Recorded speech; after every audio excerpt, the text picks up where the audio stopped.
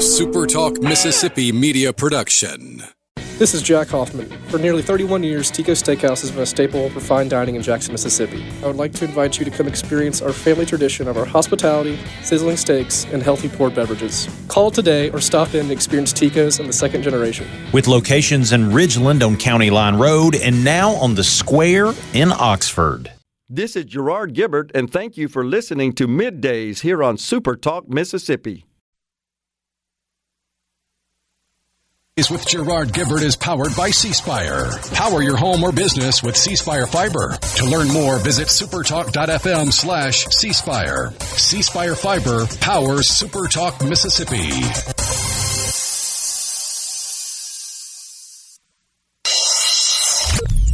Get ready to go beyond the headlines and join a meaningful conversation with people from around the state. You're listening to MidDays with Gerard Gibert here on SuperTalk Mississippi.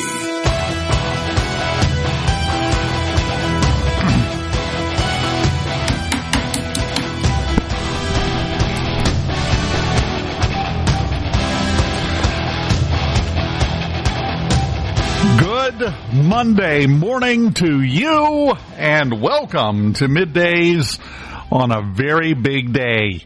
It's Inauguration Day, and we are, an hour away, a little less than an hour away now. And, of course, we'll have it for you live here on Super Talk, as we always do.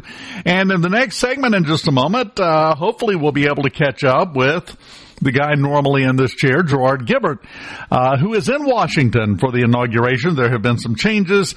The weather is still cold there, just as it is here, hence the changes. So we'll get some details from him on what's happening and the official scene on the ground in Washington, D.C. this morning. Hectic is the word that I've been hearing bandied about. Also, of course, over in the booth, as always, our old buddy, the one and only Rhino. How you doing this morning, man? Howdy. How's life going for you? Oh, it was a little chillier than expected this morning, but besides that, not too bad. You want to swap houses for the week?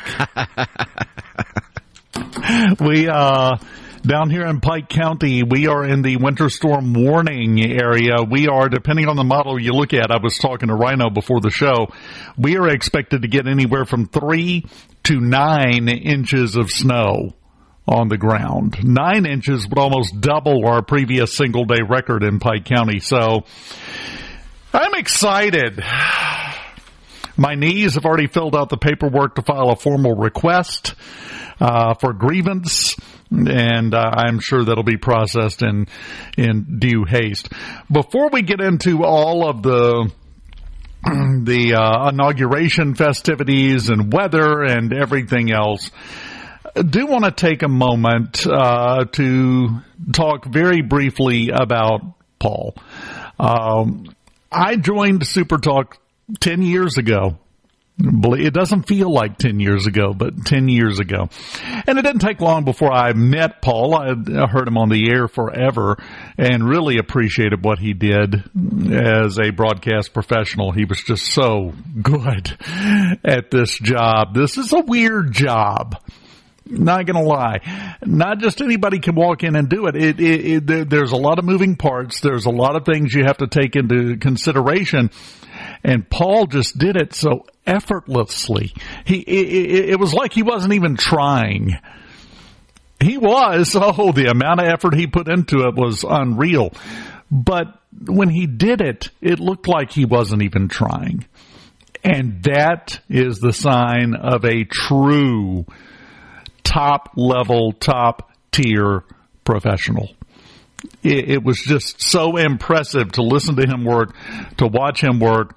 When, as the years went on, as I got to know him, and he and I would meet up in the halls a lot of days because I was doing middays and he was just getting done with his show, and we'd stop in the hall and talk for a few seconds.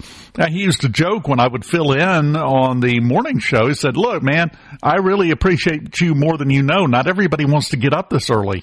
It's hard to find somebody and keep them around." He was just an incredible guy, on and off the air. and he will most definitely be missed by me and by everybody. So keep his family in your thoughts and prayers, please, as we move forward through a difficult time. I don't think there's any other way to say it, Rhino. It's a difficult time for everybody right now. Yeah, it's always tough to lose a coworker. It's even tougher to lose one that you can call a friend. Yes, exactly right. Well said.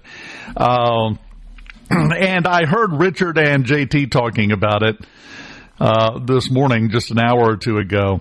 The one thing that I really hate is that this happened before Inauguration Day. The corners of his mouth would have been touching his earlobes all day today because President Donald Trump is getting re-inaugurated for another 4-year term. We're going to have, as I said, coverage of that. We're going to cover it live and give you a little background on some of the things going on. Before we get to that, though, very quickly, just got to mention the wonderful action, well, put it like that, taken early this morning by outgoing president, he may not know it yet, but he is outgoing, Joe Biden, where he preemptively pardoned a bunch of people. It is going to be interesting to watch this play out because at this point, I think somehow, some way that's going to be tested. It never really has been tested. Preemptive pardons. Not through the courts, not to the Supreme Court. Well, considering historically there's been, 5 instances of it being used, and most of the time it was like one person. Yeah. And nobody really felt like waging the legal battle to refute one. Yeah, but this one is a blanket pardon for everyone involved in the January 6th committee, which means we can now officially refer to him as recently pardoned Representative Benny Thompson. That's now officially a totally accurate description of the representative from the Delta, Benny Thompson, because he was the head of the J6 committee. So it definitely includes him. It includes the people that testified. He mentioned it by name. Dr. Anthony Fauci, General Mark Milley. This is a weird situation. It's going to be very interesting to see it play out. 1915, the Supreme Court ruled on pardons and gave probably the best clarification of presidential pardons that we have had, and it doesn't clarify much other than a pardon has to be accepted. That decision, Burdick versus the United States in 1915, also made it clear that if you accept a pardon, it is an admission of guilt, no matter what anybody says. That was a decision by the Supreme Court. Fauci accepted his pardon gratefully this morning, by the way. Just thought I'd point that out with a little Supreme Court precedence on what that means. And again, this has been talked about quite a bit. It does not preclude them from being called to testify. In fact, they no longer have their Fifth Amendment rights. They can't invoke those because they cannot incriminate themselves for something they're already pardoned for. The Supreme Court ruled that as well in the Burdick decision, that if they're called to testify, they have to testify. If they don't, they've committed a new crime and get to go to jail for that. So it sets up some interesting things moving forward in the future. We'll see how that goes. I'm sorry, it's just fascinating. Also, with the changes in the setup for the inauguration, saw a picture just a few minutes ago, Rhino, over at Capital One. They've got the stage, the one we saw last night at the victory rally. They have set up a desk with the presidential seal and a chair. He is going to sign executive orders in front of the crowd after he gets done. Actually, he's going to be sworn in and then go to the president's room in the Senate building and sign a bunch of executive orders right there. Then he's going to go to Capital One and apparently sit on the stage and sign executive orders in front of everybody. He's leaving no doubt what he's doing. Forget day one, hour one. Hours 1 through 4. This man, do we have a brace for his forearm on his writing hand? We need to protect it, and he's going to wear it out if he's not careful. So I think this is going to be one heck of an interesting day. The news will take 72 hours to play tomorrow morning, I have no doubt. You look as excited as I am about that, Rhino. Well, it's just going to be a lot to digest, and I know I can't count on the media to actually get the good ones. No. As a matter of fact, the ones that we would consider the good ones are the ones that will get the least attention. At most, they'll be buried down in just a list, if they even mention them, because they're talking about him signing over 200 executive orders today. You're not going to get coverage of all of those. The mainstream media are going to cover the ones that they can gripe about. And that's it. Everything else just going to kind of fly under the radar, unless you're listening to SuperTalk. That's our favorite kind of thing in the world to drag out, the stuff that the mainstream media doesn't want you to know about. It's one of our favorite topics. When we come back from the frozen tundra, my apologies to Green Bay, the frozen tundra of Washington, D.C., we'll be talking to Gerard Gibert up next on Middays. Keep it here.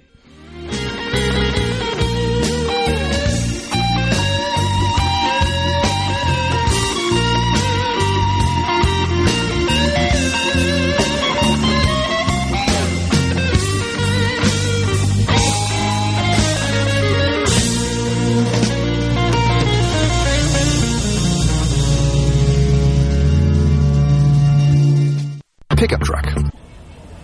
This segment of Middays with Gerard Gibert is brought to you by Covington County Hospital in Collins, where your health matters. Now back to Middays with Gerard here on SuperTalk Mississippi.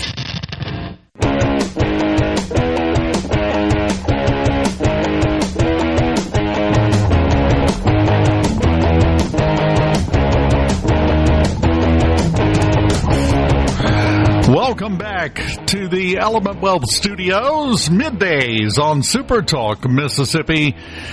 And we are joined now, I think today he has swapped hats. He would be considered our roving man on the scene. Oh, he's not on yet. Okay. We're still working to acquire him. As you can imagine, systems are absolutely slammed in Washington, D.C. I don't know if you've seen any of the video, any of the footage of the scene in Washington today. So many people there. So we're working to get connected with Gerard and hopefully talk to him here in just a minute from Washington. But again, with the amount of traffic in terms of the people using all the systems, all the networks up there, we're going to do the best we can. I'll put it like that. Because this it's a madhouse. I saw one video that somebody took of the line yesterday morning waiting to get into Capital One Arena for last night's rally. And yes, they were in line like 8 o'clock yesterday morning, standing in the bitter cold. This line went for blocks. 2, 3, 4 wide, and this line went on, and they just took the camera and they went down it, and it's a long video because there were thousands of people already waiting in line to get in.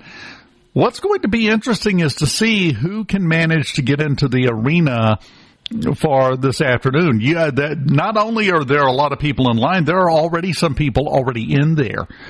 That picture that I was referring to in the first segment that they took of the desk, the executive order signing desk, you would presume, with the presidential seal on the front and the chair that they have set up on the stage, you could see some of the stands in the back, and already people were sitting there. They're continuing to go in. They better get in pretty quick because we don't have a ton of time left before things happen. What, about 35 minutes until President Trump officially takes the oath of office. And The schedule for today, in case you're not aware of how this works, everybody is in the Capitol Rotunda. They've already assembled. They're already there waiting. President-elect Trump, hopefully the last time I have to say that. I will be thrilled to just start saying President Trump again. But the way this is going to work is the vice president takes the oath first. The vice president, I believe it's about 11:36, 11:40, somewhere in that neighborhood, which that's Eastern time, so about 10:40 here. Vice President J.D. Vance will take the oath of office, and then right at noon, you will get the president, the incoming president. I'm just going to stop saying president-elect. I can't wait. Will take his own oath of office. Then after that, I mentioned this just a second ago. The plan right now, apparently, is right after he takes the oath of office and the whole thing is done, the president will adjourn to the president's room in the Senate building and start signing executive orders right then. He's going to sign several then. Then he's going to go over to Capital One Arena. Apparently, with the desk they have set up on the stage, I would assume he's going to be signing executive orders there as well. So it's going to be interesting to watch a unique event play out. And I think we have hooked in now with our roving man in the field, currently freezing to death in Washington, D.C., Gerard Gibert. Gerard, how you doing, sir? Hey, Dave, we've been trying to get connected, and I don't know if just the cell service is jammed for security purposes, if it's congestion of the cell traffic, but Rhino and I have been trying to get connected now for about 10 minutes, unsuccessfully, finally just got through. So I am, as you said, roving in the field. I'm on the sidewalk, literally across the street from Nationals Park. We are at a venue, a Mississippi watch party, at a really cool place called the Royal Sands, and there's 2 or 3 senators that have watch parties going on. This one is Senator Cindy Hyde-Smith for the Mississippi Visitors, and was just up there, and I'm outside so I could get some cell service. The sun is shining. It is cold. It is frigid. The wind is blowing, and the streets are covered somewhat with snow, but not that you can't travel and move about. But it would have been cold for 5 or 6 hours out there on the Capitol lawn, no doubt about that. Did you keep the receipt for your electric vest? I did. Okay. I'm going to just keep it, thinking I might be able to use it at some point in the future. It wasn't terribly expensive, but I was all ready to go, man, with the electric heated vest. Now, of course, everything completely changed Friday afternoon with what you were expecting to be dealing with when you got up there. Totally. And honestly, the big event for us is going to be the Liberty Ball tonight. Was able to secure tickets for that. Looking forward to that. But the tickets I had on the lawn, Congressman Michael Guest was kind enough to get those for us. Those are now considered commemorative, so they're keepsakes, they're souvenirs, if you will. But, you know, what can you do? That's the best we can hope for. The ball I look forward to, that should be fantastic tonight. How did they decide, and you may not know this, but how did they decide who got to attend the rally at Capital One Arena this afternoon after the swearing in? That's a good question. I'm honestly not sure. As you know, the arena can fit about 20,000 in it, and they were expecting over 200,000 to attend the inauguration there on the site on the Capitol lawn and throughout. That's all I know at this point. I'm sure. And there's that cell phone network in Washington, D.C. You're breaking in and out on us, Gerard, because I think you have a couple of 100,000 people trying to use a cell phone service designed for about half that. I think that's exactly what's happening. Yep. And you're clear again now. So very quickly, while I've got you, what can you tell us about the amount of people that seem to be in Washington, even with the change in plans? Is there still a lot of people floating around? Yeah, there are. The place is packed. It's crowded. I'm told by our friends Joel and Natasha, I was able to connect with them, and we sat down and had coffee and just a great discussion for about 3 hours last night. And they told me that they've never seen the security as heightened as it is. Road closures beginning yesterday around the Capitol area for the events, of course, the activities. They said they've never seen that before. And we actually saw Humvees out and about, which is something they observed they do not recall seeing in prior inaugurations. So the security's off the charts. That's understandable. Yeah, as far as I can tell, the crowds are still here. Everybody that intended to come looks to me like to be in this city and around it. The roads are absolutely jammed with traffic. We've been taking the Metro Rail from our hotel in College Park, where we're staying. It's pretty easy to get to a station that is nearby the University of Maryland there, about a mile and a half away, and then take you straight into the Capitol complex, and today, of course, near Nationals Park. But there's a lot of people here. There's no doubt. They're just not here to witness the swearing in and the speech live on the Capitol lawn and in the mall there. And I think what we're doing at this watch party is pretty common. That's going on all across the city. Well, and this may sound like a stupid question, but I want to get the viewpoint of somebody who is there, because I already know the answer to this question. What's the mood like in Washington today? Yeah, it's a great question. And Richard and I talked about this earlier, of course, on the Gallo show. And it's optimistic. It's upbeat. It's positive. A lot of hope. A lot of look towards the future.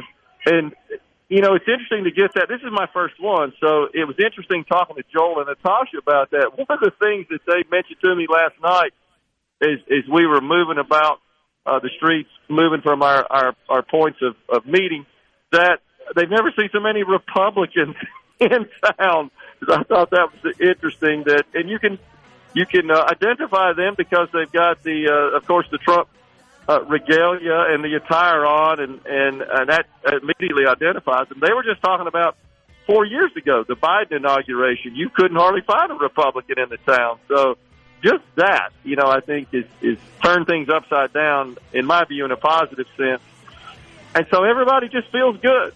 No doubt about it. I think everybody is looking forward to, I know you were talking about it earlier, the executive orders and the actions the president, once sworn in, is going to I hate to break in. We're up on the break, man. Okay, man. You go have fun. Enjoy a historic day in Washington. We will continue in the Element Wealth Studios on Middays right after this.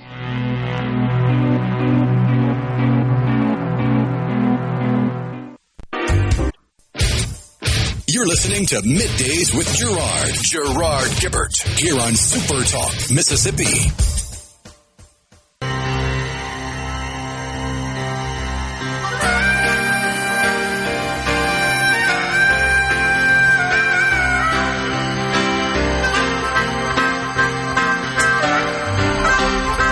Welcome back. The Element Wealth Studio. Oh, there is an obviously pleased Hakeem Jeffries walking into the Capitol Rotunda. The crowd is there, mostly filled with members of Congress. And as you can see on SuperTalk TV, if you're not watching, you need to, because we have the full coverage up there. And we'll be going to the audio as things happen pretty quick here. We will be seeing the swearing in of the Vice President, J.D. Vance. President Biden, Vice President Kamala Harris now entering the room, as you can see on the stream there, and stepping over to their seats just to the side of the podium. They're doing a good job of looking happy. I'll give them credit. I'll give them that credit, and we'll move on. And they are, of course, getting a rousing round of applause as we get this going. This is one aspect that people, I think, miss sometimes because this is a different venue. We haven't seen this since 1985 when President Ronald Reagan, again, because of really cold weather, moved his inauguration, his second swearing in, to the Capitol Rotunda. Holds about 600 people, the Capitol Rotunda does. So a very limited crowd. We saw just before we came on President Trump making his way out through the outside areas to get in place to be ready to come out from that little curtain that you see in the middle there on the broadcast, so that he can be sworn in. One interesting fact, I did not realize this. It's almost totally meaningless, and there he is. There is Senator J.D. Vance, who is about to take the oath of office for the vice presidency of the United States in just a moment. And then I believe here in just a second, next time the curtain opens, I would assume we will see President Trump come in. But the one interesting fact that I found out, I wasn't aware of this is the 60th presidential inauguration. This is number 60 in the history of the country, which is interesting, I guess. I don't know. It hit me as somehow appropriate that it's a nice, round, even number in terms of the number of inaugurations. Vance looking intent, focused, I think would be the word that I would use there. As well, he should, I think. This process, when President Trump was sworn in the first time, lasted about an hour. Now, that was, of course, outside the entire ceremony. That was at the National Mall, and you had all of the various things that you went through. We'll be seeing some musical performance from some people and other things. We have there's some of your congressional leaders: Chuck Schumer, Hakeem Jeffries, House Speaker Mike Johnson coming out. So we have the, what would you call it, Rhino, the upper level dignitaries of the Congress? Yeah, congressional leadership. Yeah, they are now coming out. So we're getting close. We're getting very close to the last 4 years being over. And I normally would say something like, I don't think anyone will be upset about that, but we all know that's wrong. There's a chunk of people out there, a lot of people, millions of people who are devastated by this. But that doesn't change the results of the election. Not one bit. So we get to enjoy a unique, and this to me is appropriate. This is going to be a very unique inauguration day. Very unique. There he is, President Donald Trump. You heard Gerard talking about the security that has been in place in Washington. There has been, I love Melania's look, by the way, the First Lady. It's going to be a very unique inaugural day because of being inside, but also the way the events are going to play out and the things that are going to happen within the next 3 hours. We've never seen anything like it in the history of the United States. This is a new one. This is a first. We're going to set a lot of firsts today. We're going to see a lot of things happen, both in terms of the speed in which they happen and the types of things that are going to happen that we've never seen before. So definitely a unique day. Correct me if I'm wrong here, Rhino. Does President Trump look extremely confident and satisfied there? Yeah, it's almost the the opposite of his inauguration photo where he looked very stern and serious. Now he looks kind of relaxed and content. If you haven't done it yet, go back and look at that inauguration photo again, because he is lit from the bottom, and they went in and obviously photoshopped the American flag pin that he's wearing again today to make it stand out and be bright. It's really a work of art if you start breaking it down and looking at it, the way they put that picture together. They did a great job with it. President Trump, Vice President Vance, having a few words there a moment before the work begins. You got to realize something. You have to remember something. You look at those two men right there who are going to be leading this country for the next 4 years. This is one of the most peaceful moments they'll have in a while, for years. Let's cut to the audio here and see what she's telling us here, Rhino. President-elect Trump and Vice President-elect Vance will take their oaths of office, and we will witness the peaceful transfer of power at the heart of our democracy.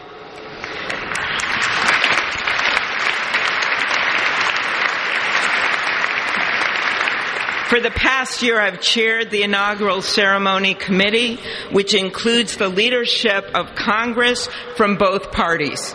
We thank the committee and Capitol staff and law enforcement who worked so hard over the last year, and especially the last 3 days. You've done a beautiful job, and you have shown grace under pressure.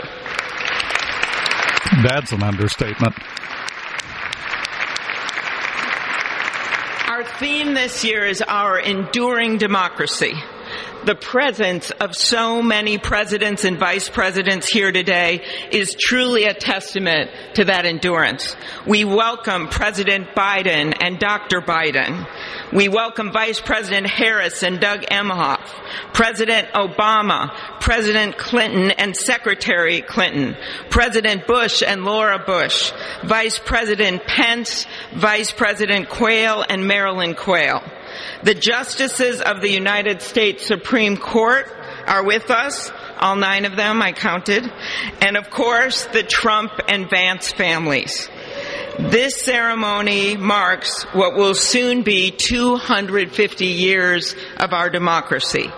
It is the moment when leaders, elevated by the will of the people, promise to be faithful to our Constitution, to cherish and defend it. It is the moment when they become, as we all should be, the guardians of our country. Through war and peace, through adversity and prosperity, we hold this inauguration every 4 years, and today it falls on Martin Luther King Day. A further reminder that we must strive to uphold the values enshrined in our Constitution, the freedoms, the liberties, and, as is inscribed on the entrance of the United States Supreme Court, equal justice under law.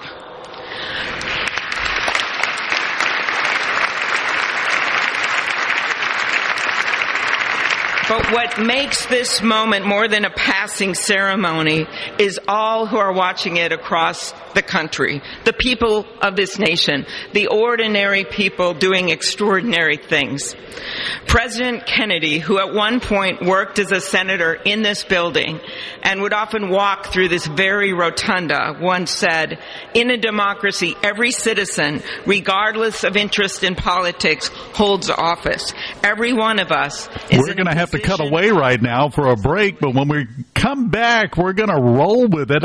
Just one thing I do want to point out, there was some debate, and then it was revealed late yesterday, I think, that former Vice President Pence is in attendance. He's back there sitting in the back on the right as you're looking at the screen. Wasn't really sure if he was going to show up or not, but he did. When we come back, we get into the inauguration full swing in the Element Well Studios on Middays. We do that next. Keep it here. Back there and try not to fall. My heart's out of the running, true love scratch for another sake. The race is on and it looks like heartaches, and the winner loses all. The winner loses all. window. You're listening to Middays with Gerard here on SuperTalk Mississippi.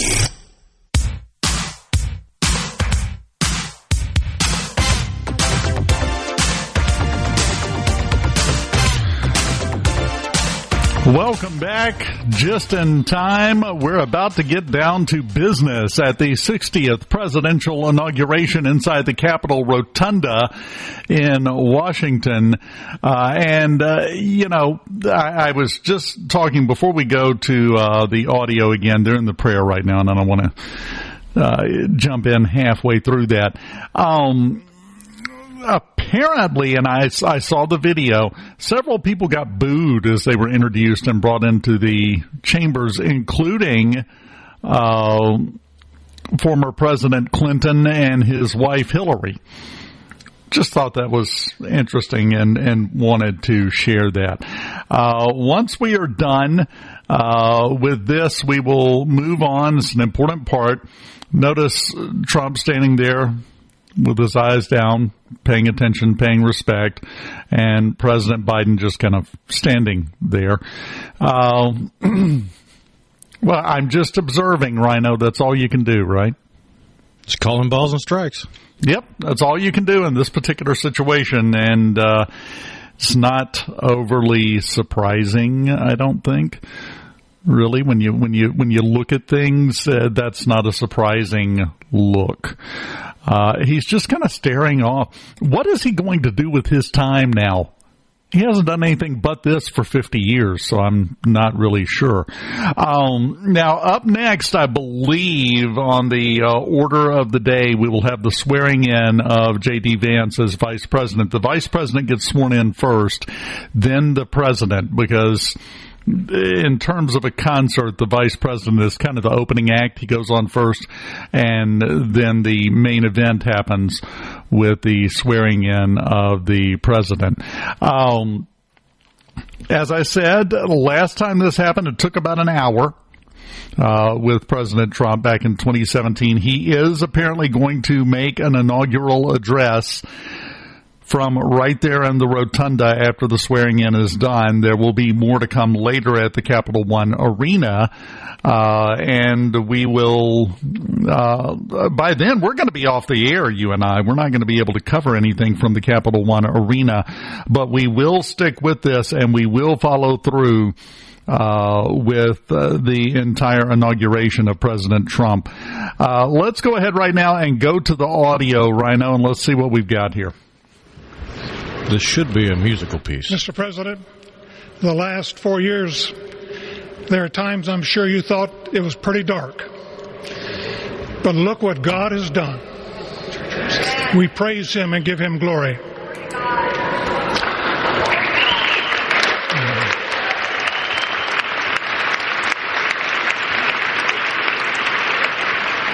Let us pray.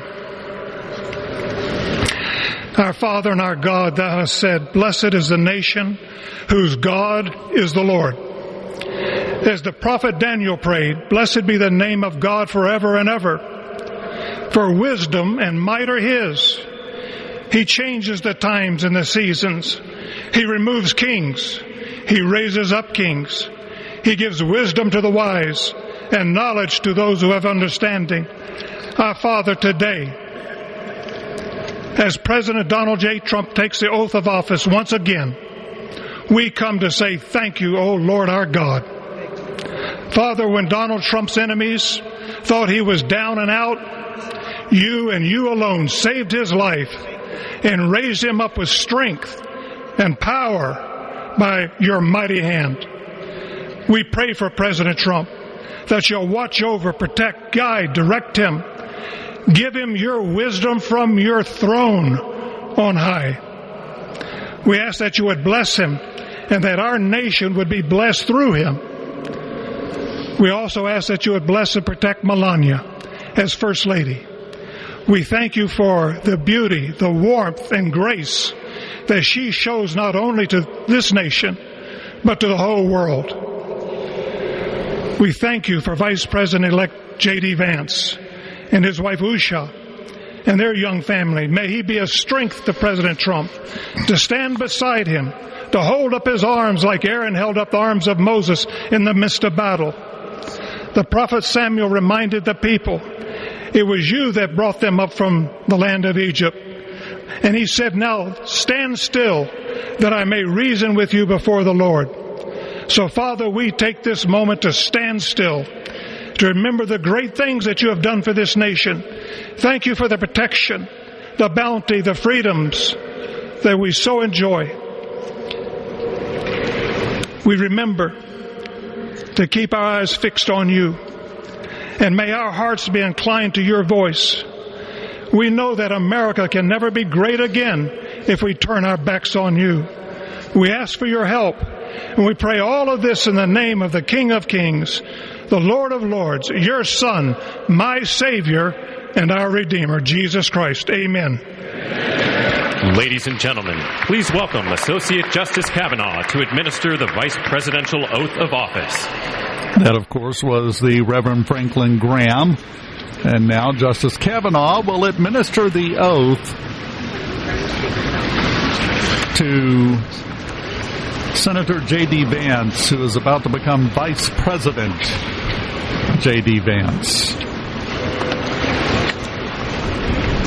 We will have to pause for about 10 seconds for station ID coming up, but hopefully it won't conflate with the timing. Well, unfortunately, not much we can do about that.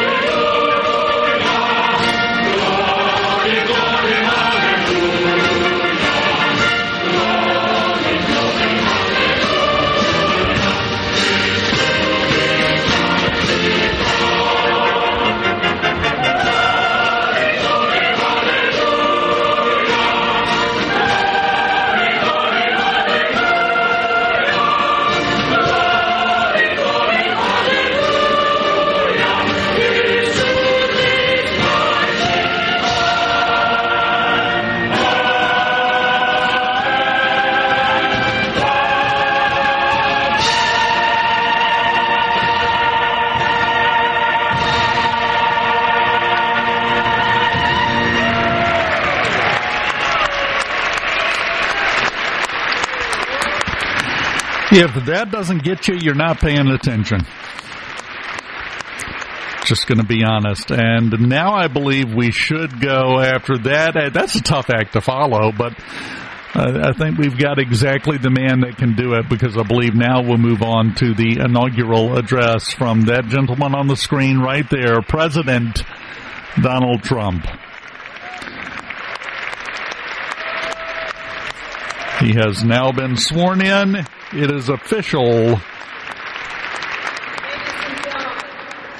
It is my honor and pleasure to introduce to you the 45th and the 47th President of the United States of America, Donald J. Trump.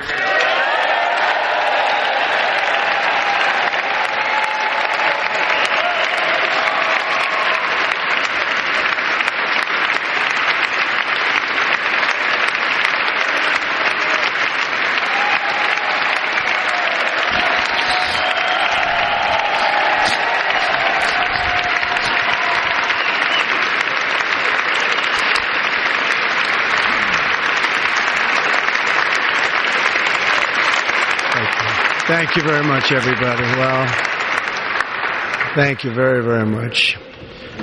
Vice President Vance, Speaker Johnson, Senator Thune, Chief Justice Roberts, Justices of the United States Supreme Court, President Clinton, President Bush, President Obama, President Biden, Vice President Harris, and my fellow citizens. The golden age of America begins right now.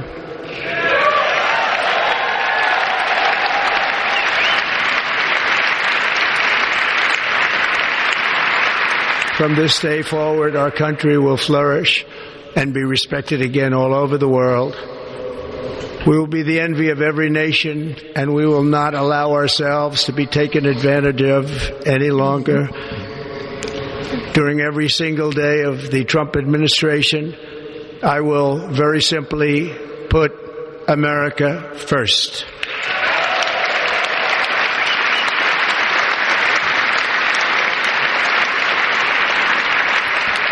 Our sovereignty will be reclaimed. Our safety will be restored. The scales of justice will be rebalanced. The vicious, violent, and unfair weaponization of the Justice Department and our government will end.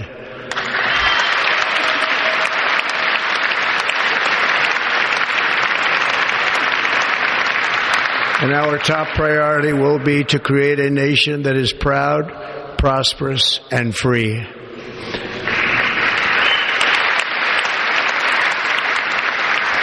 America will soon be greater, stronger, and far more exceptional than ever before. I return to the presidency confident and optimistic that we are at the start of a thrilling new era of national success. A tide of change is sweeping the country. Sunlight is pouring over the entire world. And America has the chance to seize this opportunity like never before. But first, we must be honest about the challenges we face. While they are plentiful, they will be annihilated by this great momentum that the world is now witnessing in the United States of America. As we gather today, our government confronts a crisis of trust.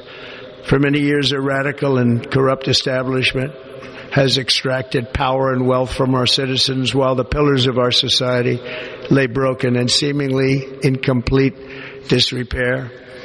We now have a government that cannot manage even a simple crisis at home, while at the same time stumbling into a continuing catalog of catastrophic events abroad. It fails to protect our magnificent, law-abiding American citizens, but provides sanctuary and protection for dangerous criminals, many from prisons and mental institutions that have illegally entered our country from all over the world. We have a government that has given unlimited funding to the defense of foreign borders, but refuses to defend American borders or, more importantly, its own people. Our country can no longer deliver basic services in times of emergency, as recently shown by the wonderful people of North Carolina, been treated so badly.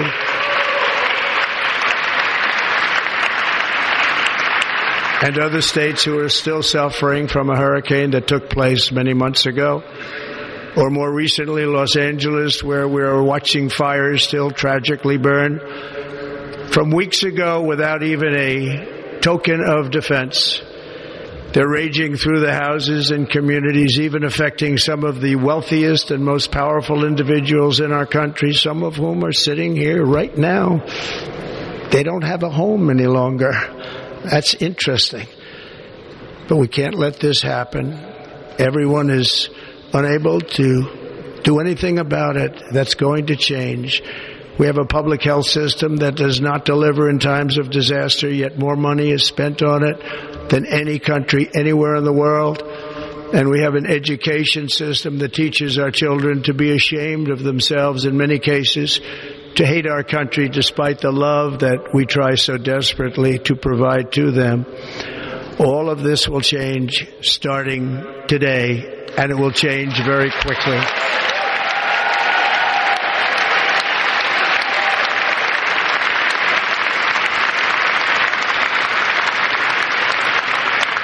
My recent election is a mandate to completely and totally reverse a horrible betrayal and all of these many betrayals that have taken place, and to give the people back their faith, their wealth, their democracy, and indeed their freedom. From this moment on, America's decline is over.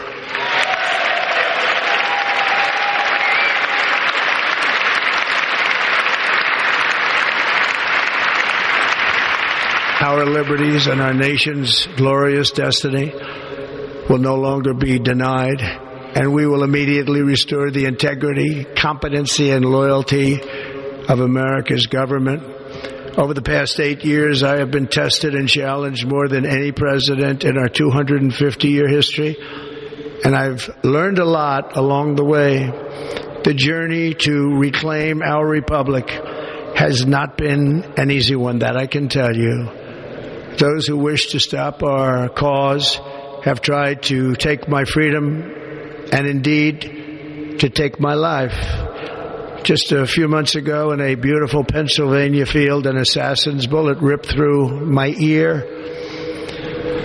But I felt then, and believe even more so now, that my life was saved for a reason. I was saved by God to make America great again.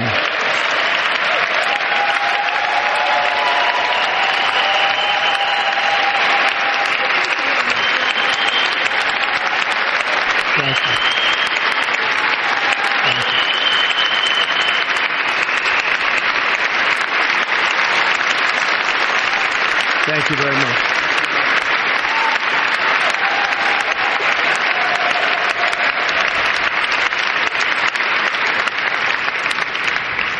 That is why each day under our administration of American patriots, we will be working to meet every crisis with dignity and power and strength. We will move with purpose and speed to bring back hope, prosperity, safety, and peace for citizens of every race, religion, color, and creed. For American citizens, January 20th, 2025 is Liberation Day.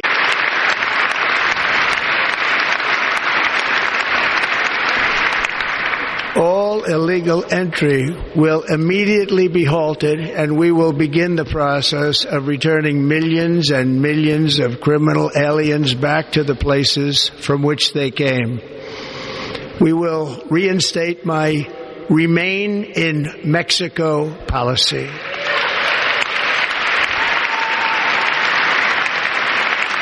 I will end the practice of catch and release.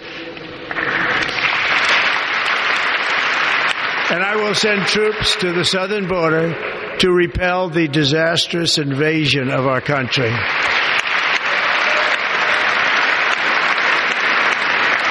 Under the orders I signed today, we will also be designating the cartels as foreign terrorist organizations.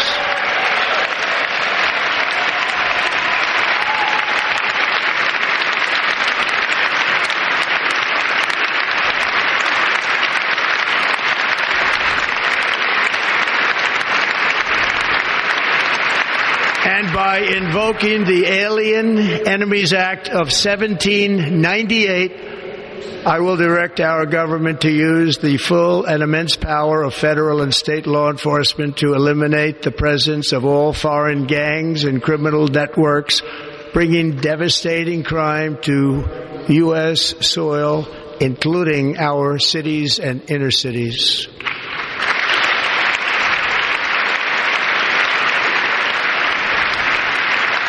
As Commander-in-Chief, I have no higher responsibility than to defend our country from threats and invasions, and that is exactly what I am going to do. We will do it at a level that nobody's ever seen before. Next, I will direct all members of my cabinet to marshal the vast powers at their disposal to defeat what was record inflation and rapidly bring down costs and prices.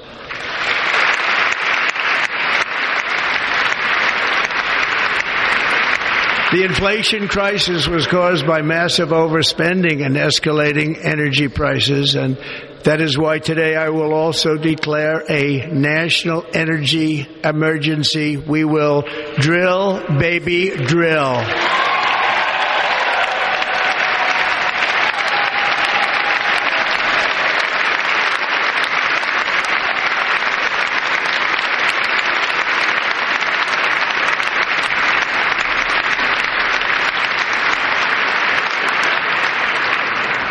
America will be a manufacturing nation once again, and we have something that no other manufacturing nation will ever have, the largest amount of oil and gas of any country on earth, and we are going to use it.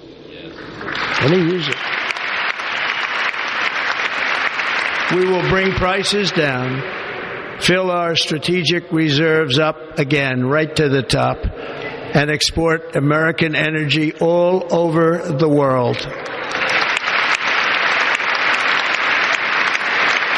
We will be a rich nation again, and it is that liquid gold under our feet that will help to do it. With my actions today, we will end the Green New Deal and we will revoke the electric vehicle mandate, saving our auto industry and keeping my sacred pledge to our great American auto workers.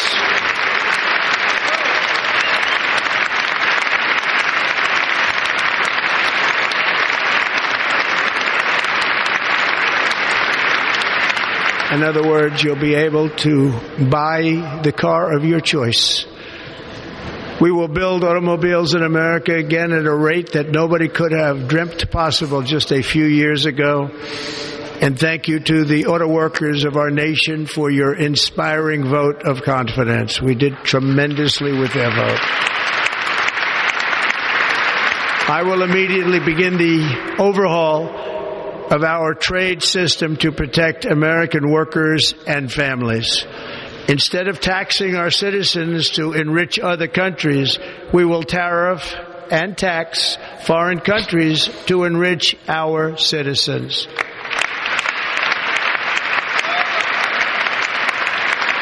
For this purpose, we are establishing the External Revenue Service to collect all tariffs, duties, and revenues. It will be massive amounts of money pouring into our treasury, coming from foreign sources.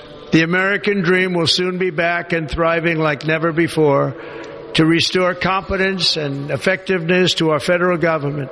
My administration will establish the brand new Department of Government Efficiency.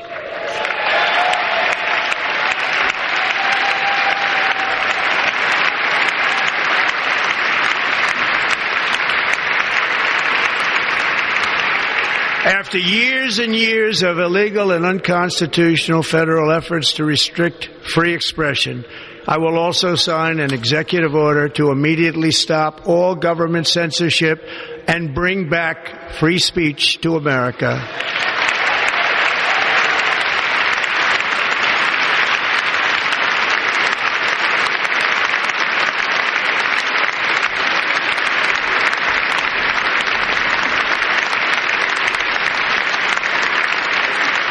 Never again will the immense power of the state be weaponized to persecute political opponents. Something I know something about. We will not allow that to happen. It will not happen again. Under my leadership, we will restore fair, equal, and impartial justice under the constitutional rule of law.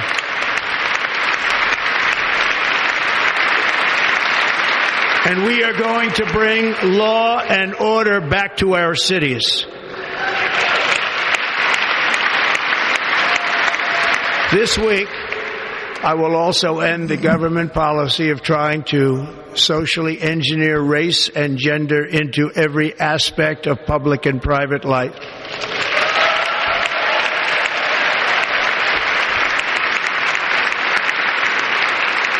We will forge a society that is colorblind and merit-based.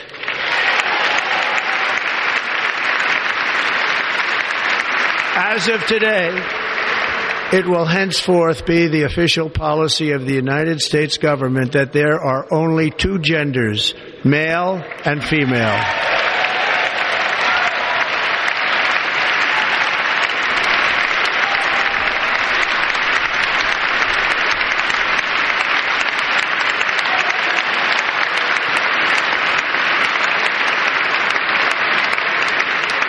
This week, I will reinstate any service members who were unjustly expelled from our military for objecting to the COVID vaccine mandate with full back pay.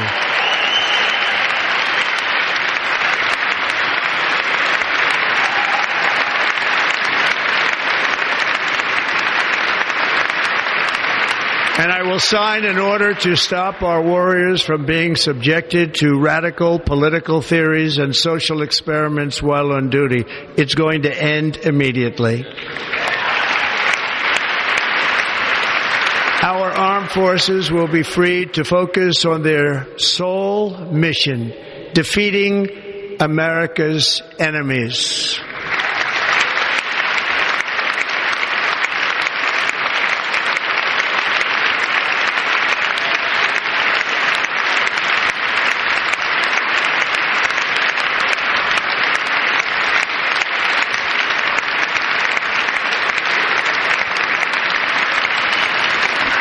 Just to let you know, we do have a break coming up. So, like in 2017, we will again build the strongest military the world has ever seen.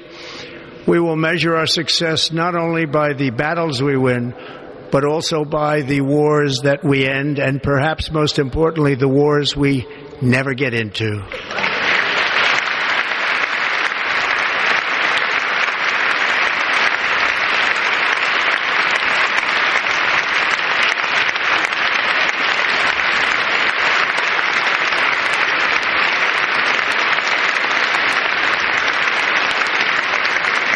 My proudest legacy will be that of a peacemaker and unifier. That's what I want to be, a peacemaker and a unifier. I'm pleased to say that as of yesterday, one day before I assumed office, the hostages in the Middle East are coming back home to their families.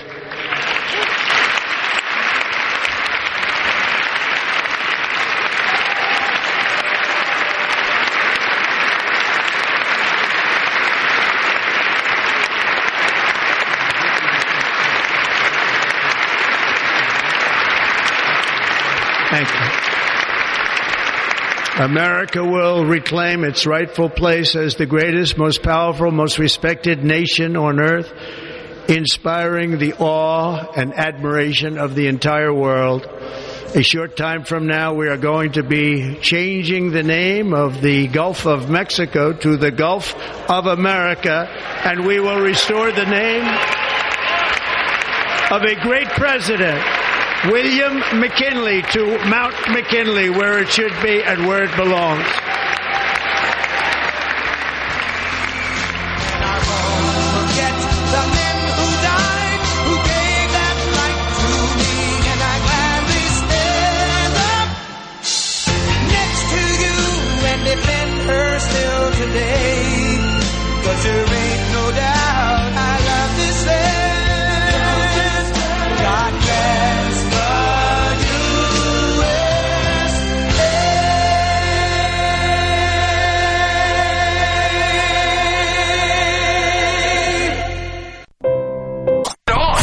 Middays with Gerard Gibert. It is on SuperTalk Mississippi.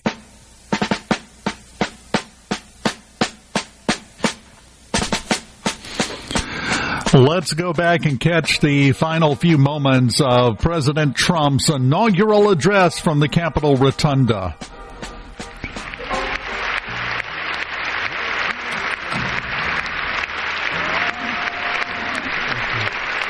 Thank you.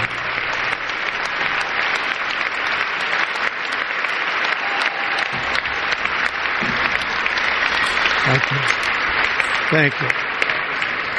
In recent years, our nation has suffered greatly, but we are going to bring it back and make it great again, greater than ever before. We will be a nation like no other, full of compassion, courage, and exceptionalism.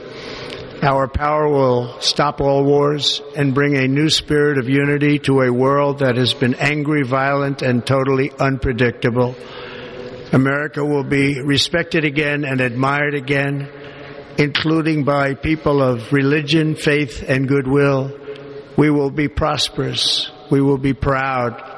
We will be strong, and we will win like never before. We will not be conquered. We will not be intimidated. We will not be broken, and we will not fail. From this day on, the United States of America will be a free, sovereign, and independent nation. We will stand bravely. We will live proudly. We will dream boldly, and nothing will stand in our way because we are Americans. The future is ours, and our golden age has just begun. Thank you. God bless America. Thank you all. Thank you. Thank you very much. Thank you very much. Thank you.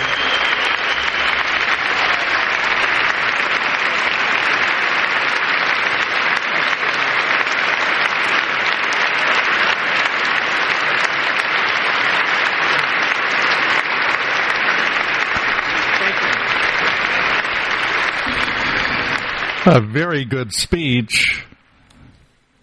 And the one thing that kept jumping in my head as I listened to that and watched that was extremely presidential. There were a couple of moments of Donald Trump being Donald Trump, which you would expect. That's what we wanted. That's what everybody voted for. But the majority of it extremely presidential. Now, you're going to have some people who are going to try to explain that, no, it wasn't at all. In my opinion, they will be wrong, plain and simple. One that I didn't see coming, Rhino, was him mentioning that we are going to officially go back to Mount McKinley. It's been called Denali since, I think the 70s? It came up in the 70s that they were going to change the name. And then we wound up now at a point where, out of nowhere, while he was talking about renaming the Gulf of Mexico to the Gulf of America, he also mentioned renaming Mount McKinley again, instead of Denali, which it has been called for quite a while. I think that was the 70s, wasn't it, Rhino? That's when it first started. I believe the request dating back to 1975 from the Alaskan state legislature was blocked. I believe that was blocked by, I had it here somewhere. It was somebody they represented the hometown of McKinley, so they were able to block it. And then it didn't get brought back up again with any real vigor until the Barack Obama administration, when just ahead of his visit to Alaska, he announced that they would be changing the name. So it's been recently. It was 10 years ago when they changed the name. So changing it back, you wouldn't think that would be too big of a lift. You wouldn't think so, but it kind of surprised me because that's one that I had not really heard anything about leading up to this. So he did have a couple of surprises in there. Speaking of surprises, you want to share with everybody what Joe Biden literally dropped on the desk as he was walking out the door of the White House this morning? Oh, yeah. It was his last official act as President of the United States.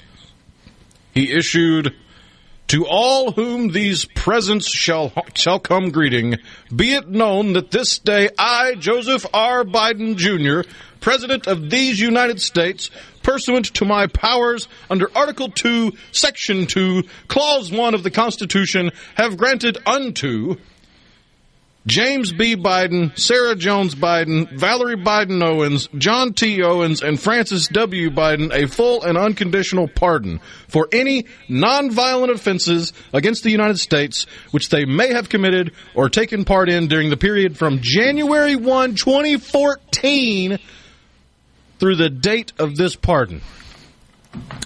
Why does 2014 keep coming up? Because that's when Obama took over. Well, that's a very good point. The pardon for Fauci dates back to January 1st, 2014.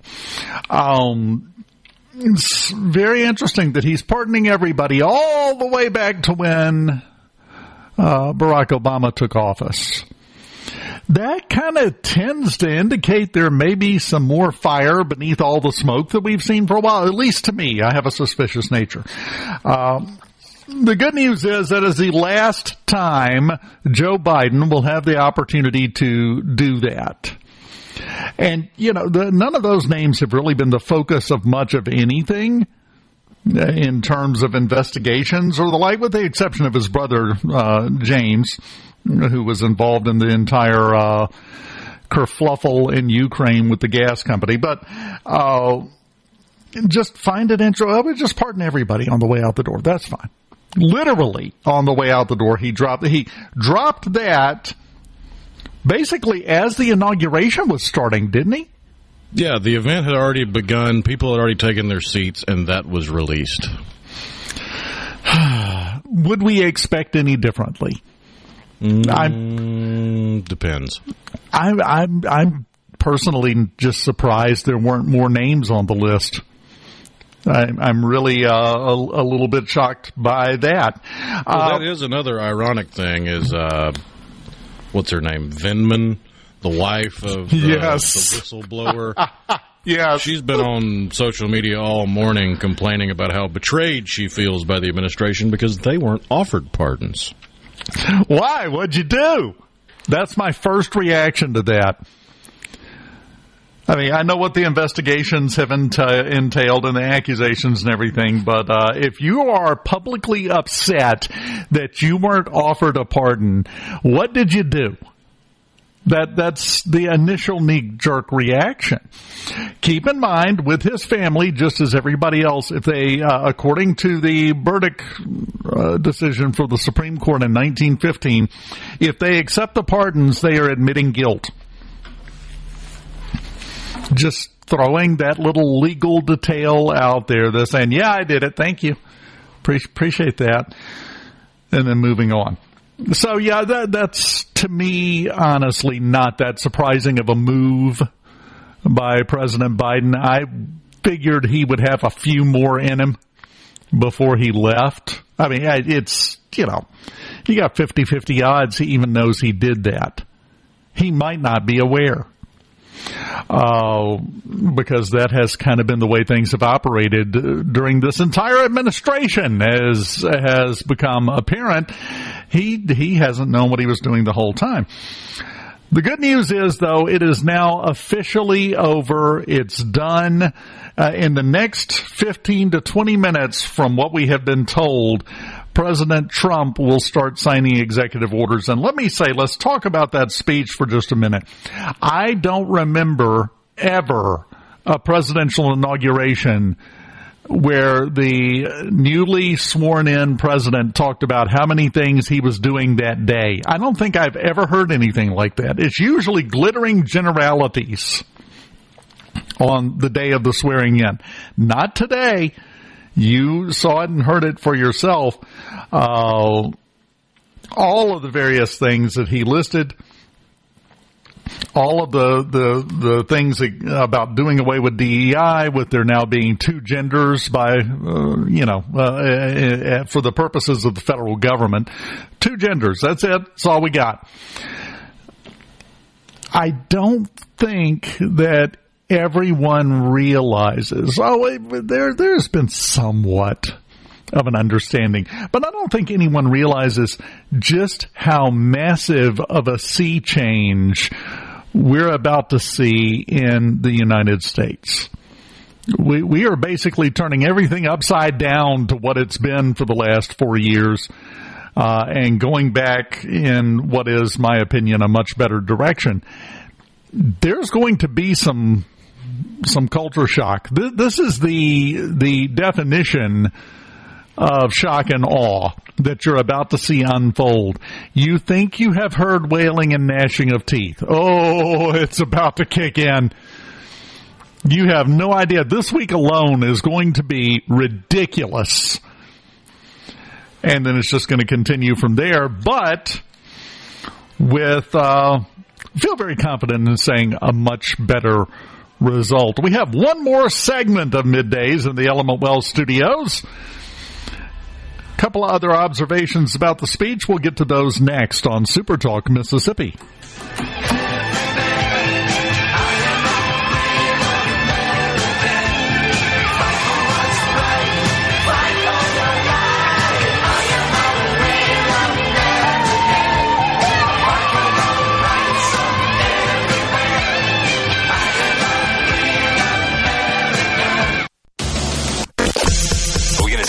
Middays with Gerard Gibert. Keep rolling. 3, 2, 1. On SuperTalk Mississippi.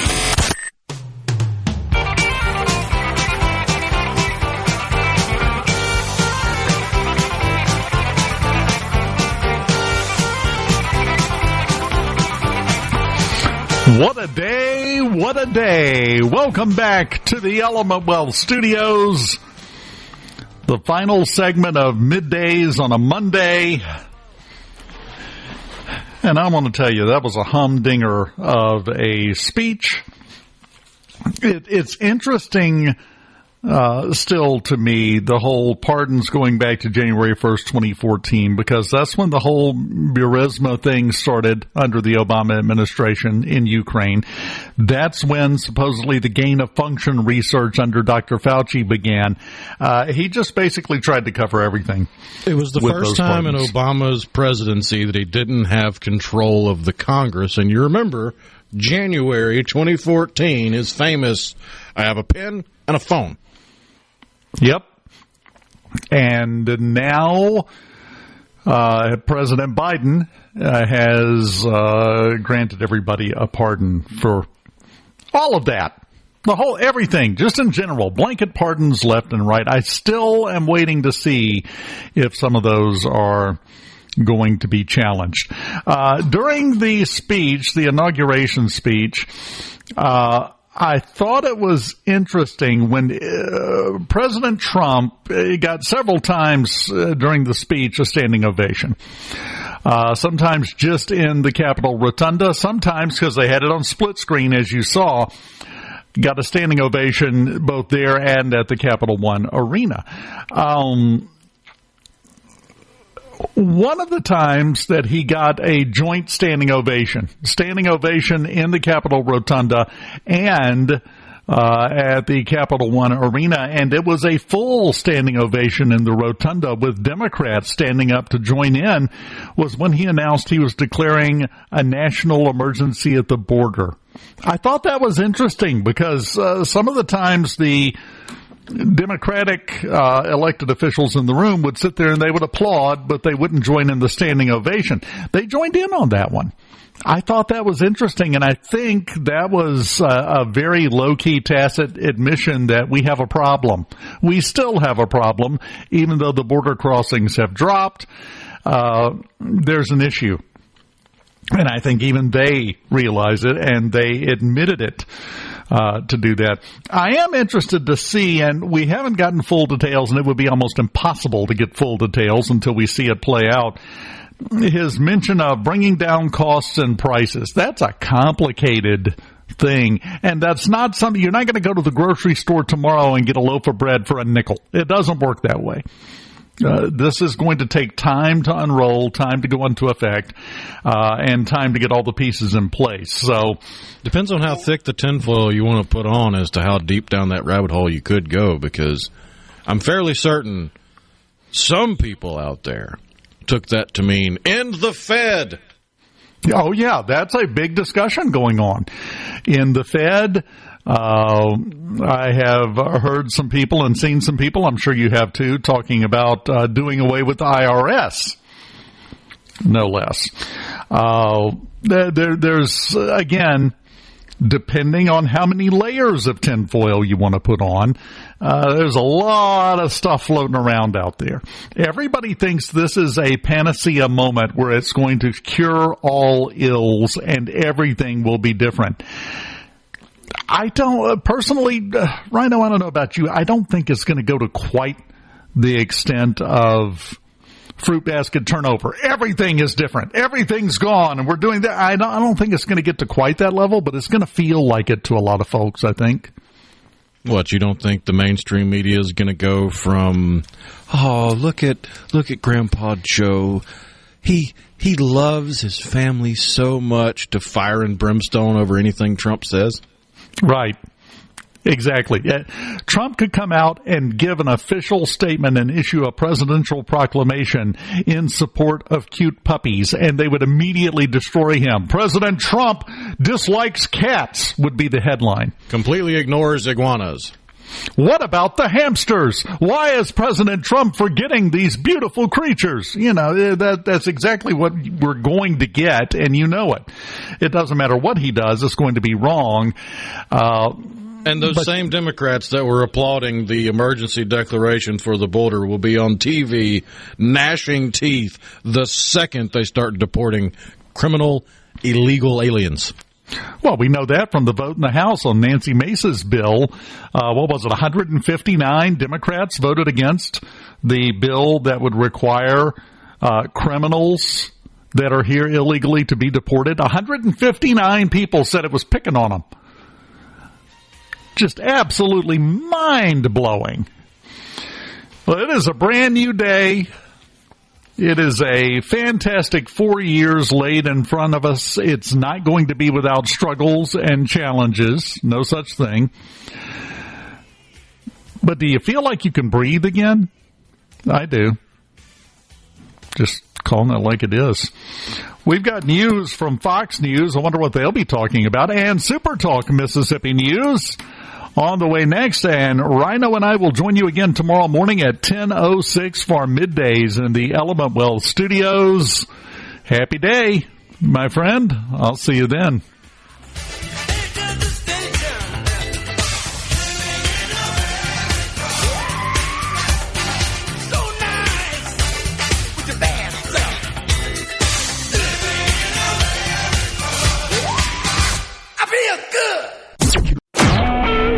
SuperTalk Mississippi Media Production.